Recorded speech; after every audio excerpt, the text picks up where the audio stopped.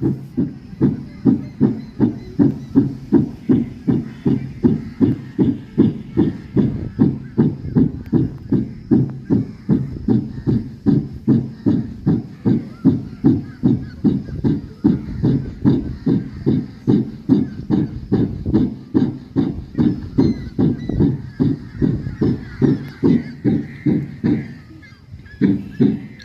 कमी 5 मिनिटे ही प्रोसेस चालू राहू द्या. करा, काय नाही, व्यवस्थित होतंय. छाती हलवायची नाही, फक्त पोटाची हालचाल आपल्याला झाली पाहिजे.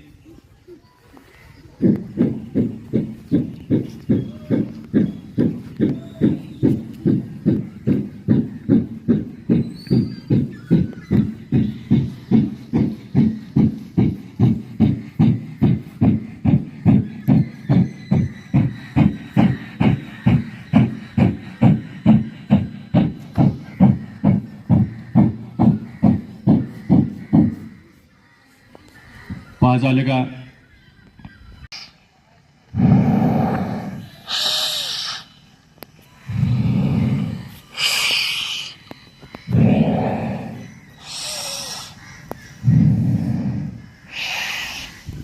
करा सर्वांनी.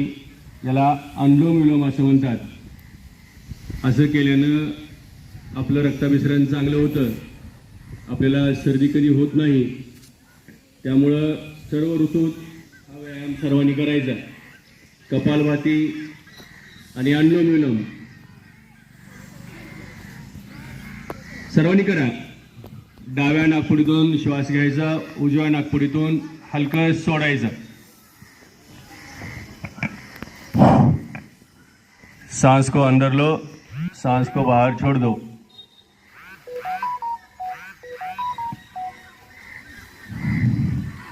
खूप छान. आता वज्रासनाच्या अवस्था.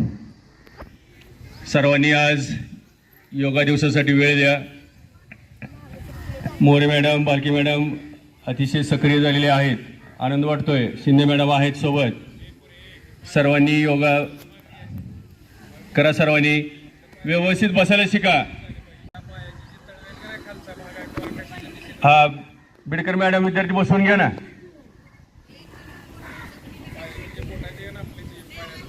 हा, लक्ष द्या.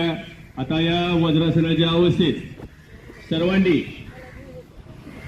श्वास वर घ्यायचा आणि अलगद खाली सोडायचं.